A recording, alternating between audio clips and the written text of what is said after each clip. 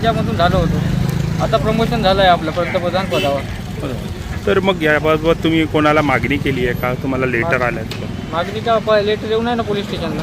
Police station? हां. तुमची काय मागणी आहे? लेटर देण्यात यावं कोणतं? पंतप्रधानाला. कशासाठी? प्रमोशन झालं आहे ना आपलं. अच्छा. मग हे ते अजूनपर्यंत देत नाहीत? देत नाही. तुम्ही मागणी केली का? हो. हो. तर आयुक्त साहेबाला लेटर पाठवलेलं आहे. पाठवलं.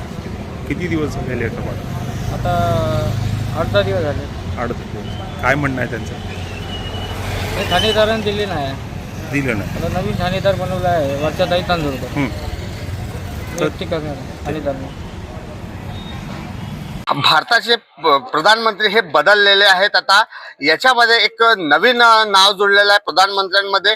महादेव आसेकर हे असे एक व्यक्ती आहेत जे चंद्रपूर जिल्ह्यातनं वरोरा ह्या गावावरनं यांनी थेट समोर पत्रकारांच्या समोर येऊन सांगितलेलं आहे की मी ह्या भारत देशाचा एक पंतप्रधान बनलेला आहे.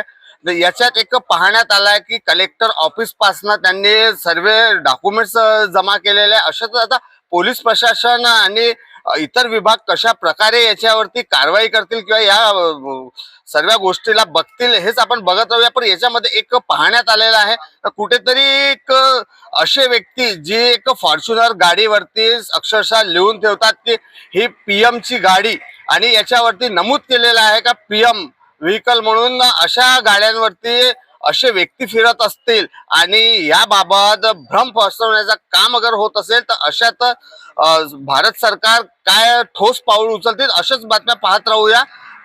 नागेश चित्रमासह उद्गार न्यूज.